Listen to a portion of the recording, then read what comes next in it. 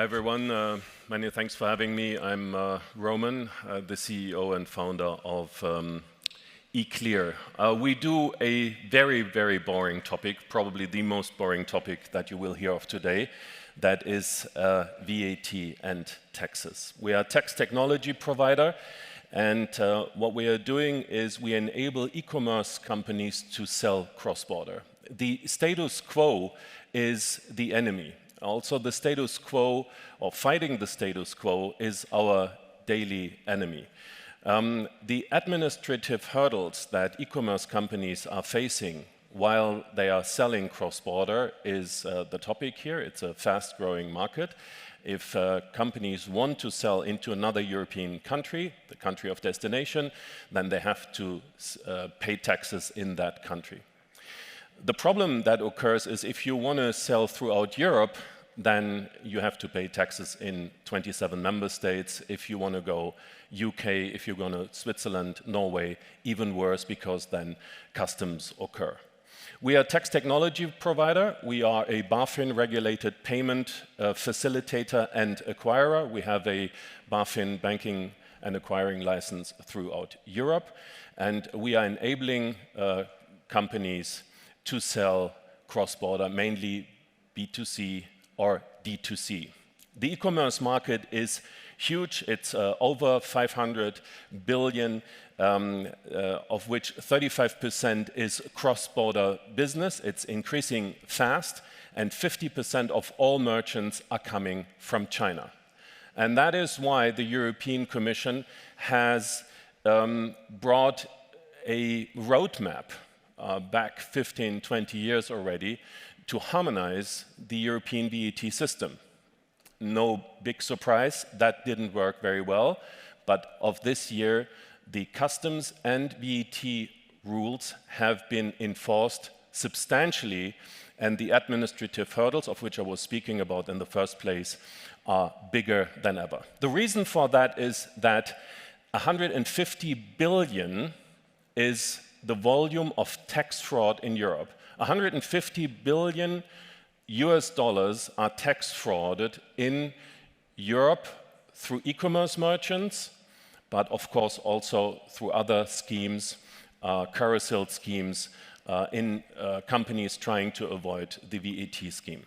This is why the European Commission has initialized all of these activities, have brought in a pan-European prosecutor who is taking care of nothing else but chasing companies not paying VAT in the countries where they should do that. The e-commerce market per country is most probably very clear to you. It's a huge rising market. The interesting part in it is that the cross-border fraction, the portion, is getting much bigger year per year. So we are looking at a market that is substantially increasing because companies are trying to scale first in their home country, and then the next step, they are trying to go cross-border. The compliance and regulations, and I'm standing here in the e-government chapter, so to say, are substantial. There is the e-commerce VAT package that gives a lot of restrictions to e-commerce companies as of 1st of July this year. There's the Brexit, there's the B2B quick fixes, and there is the marketplace liability. There are marketplaces that even didn't understand that they became tax debtors. Moreover, they have to pay the taxes on behalf of their merchants. Let me repeat that.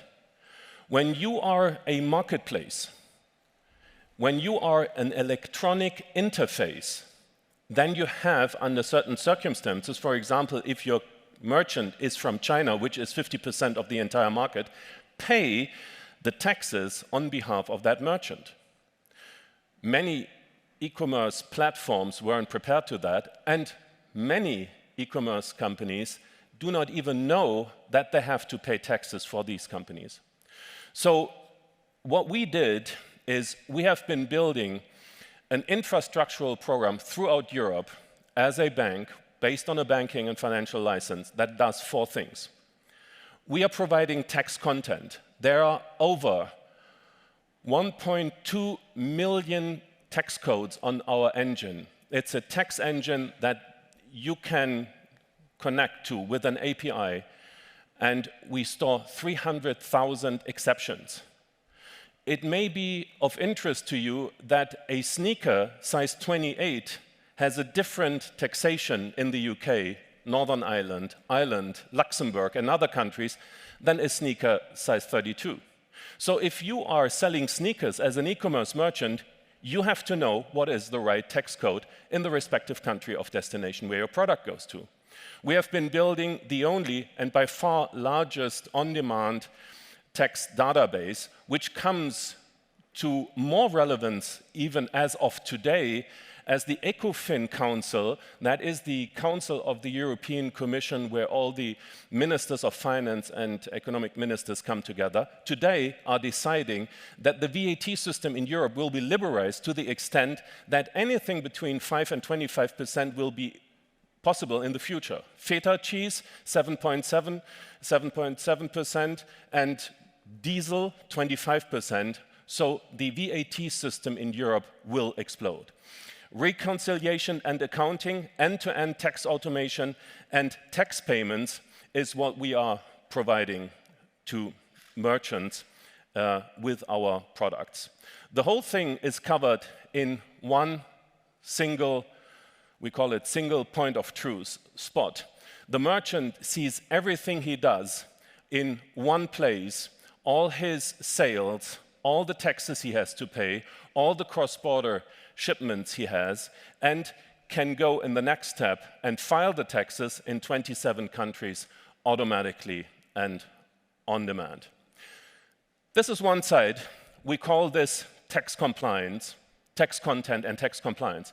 But we went a step further, and we have been building what we call a merchant of record within the European Union, or an importer of record business with respect to third countries importing into the European Union. We enable merchants to deliver into Europe registration-free, liability-free, entirely tax-free, and audit-free, which means the merchant has all over Europe no barriers. He is delivering his goods always at 0%, no matter what. It is a B2C or a B2B transaction. How does this work? The merchant has to pay 22% Italian VAT if he ships from France to Italy. We set that to 0, and we do that all over Europe.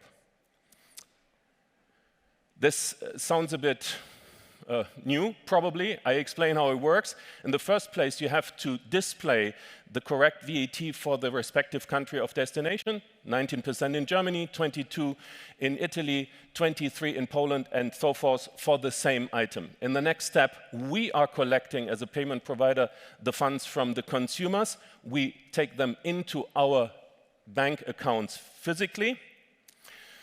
The merchant ships the product. We are paying the tax authorities directly out of our accounts, as we are the tax debtor, the company that pays the taxes on behalf of the merchant, and earn a commission, a take rate between 1.25 and almost 5% on the transactions. Our systems are entirely certified. We have been building this to some 80 employees now. We were not VC, not PE funded to date. We have been building this with family offices. It's a long shot. It is an infrastructural project. It needed us a lot of preparation. That is nothing VCs like to support. We felt comfortable with family offices, with entrepreneurs, helping us to build this. Today, I can honestly say we are the leading technology platform for tax and customs clearing in Europe. Thank you very much.